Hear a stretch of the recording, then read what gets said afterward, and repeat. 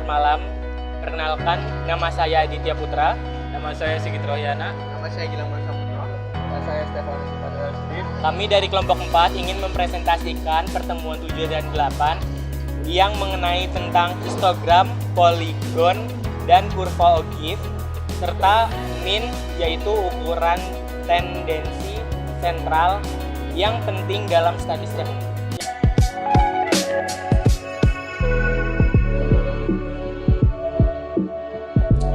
Baiklah, di sini saya akan membahas materi pertemuan 7, yaitu histogram, poligon, dan kurva O'Keefe.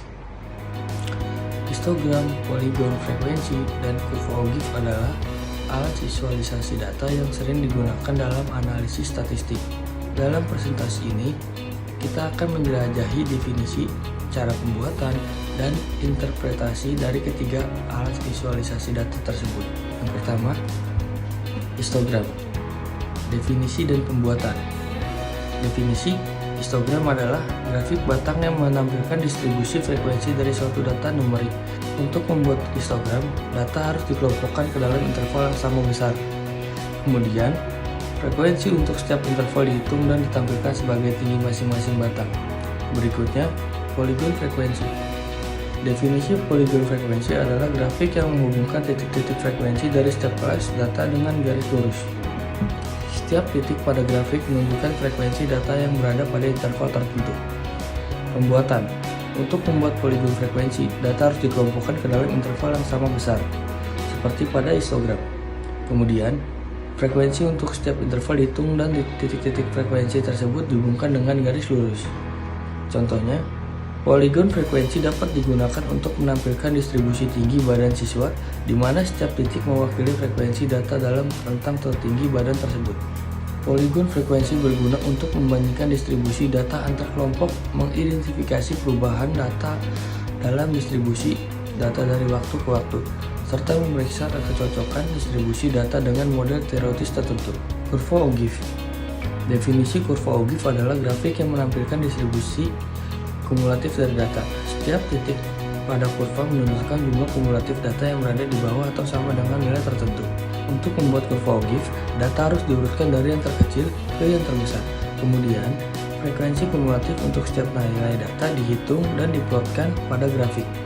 Contohnya, kurva O'Keefe dapat digunakan untuk menampilkan distribusi kumulatif nilai ujian siswa, di mana setiap titik pada kurva menunjukkan persentase siswa yang memperoleh nilai di bawah atau sama dengan nilai tertentu. Kesimpulannya, histogram, poligon frekuensi, dan kurva O'Keefe adalah alat visualisasi data yang saling melengkapi dalam analisis statistik.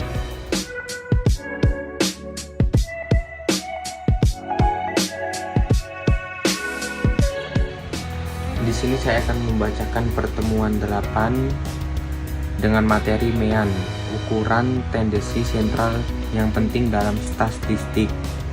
MEAN juga dikenal dengan rata-rata, adalah salah satu ukuran tendensi sentral yang paling sering digunakan dalam menganalisis statistik. MEAN memberikan gambaran tentang nilai pusat dari sebuah distribusi data, bahkan membantu kita memahami karakteristik dari kumpulan data tersebut. Untuk definisi MEAN sendiri, MEAN adalah rata-rata dari sebuah kumpulan data. Ia dihitung dengan menjumlahkan seluruh nilai data dan membaginya dengan jumlah total data. Berikutnya ada kelebihan dan kekurangan MEAN. Untuk kelebihannya mencerminkan karakteristik data secara keseluruhan. Yang kedua ada sensitif terhadap setiap nilai data. Yang ketiga dapat digunakan untuk analisis lebih lanjut. Yang keempat mudah dihitung dan diinterpretasikan. Untuk kekurangan MEAN tersendiri, yang pertama ada sensitif terhadap nilai ekstrim, tidak dapat digunakan untuk data nominal, tidak dapat menggambarkan distribusi data yang tidak simetris, tidak dapat digunakan untuk data ordinal tanpa asumsi tertentu. Untuk rumus MEAN sendiri, yang pertama MEAN itu bisa digunakan untuk data tunggal. Untuk data tunggal, MEAN dihitung dengan menjumlahkan seluruh nilai dari data lalu membaginya dengan jumlah total data. Yang kedua, MEAN bisa digunakan untuk data berbobot. Untuk data berbobot, MEAN dihitung dengan mengalihkan setiap nilai dengan bobotnya, lalu membaginya hasil penjumlahan dengan total bobot. Yang ketiga, bisa digunakan untuk data kelompok.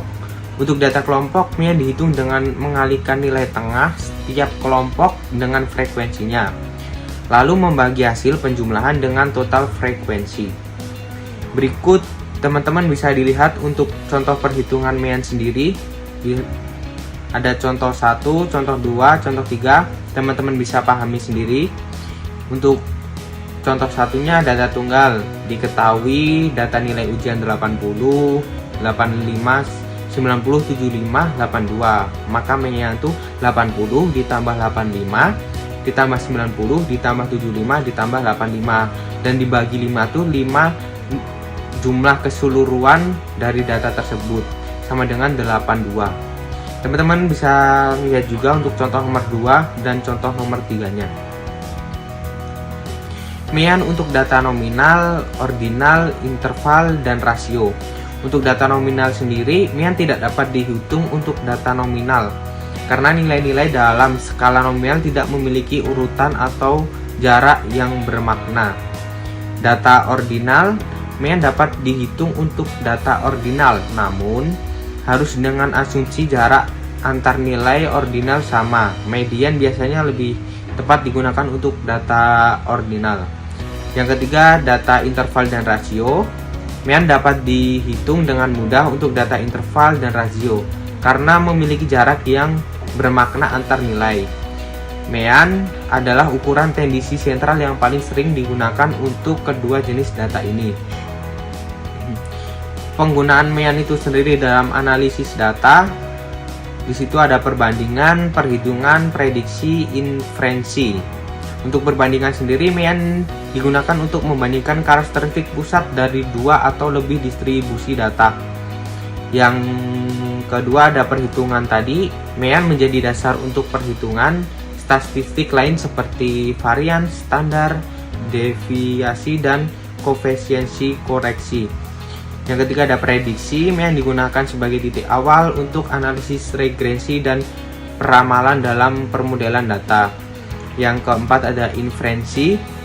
Inferensi merupakan menjadi dasar untuk pengujian hipotesis dan membuat kesimpulan tentang populasi dari sampel.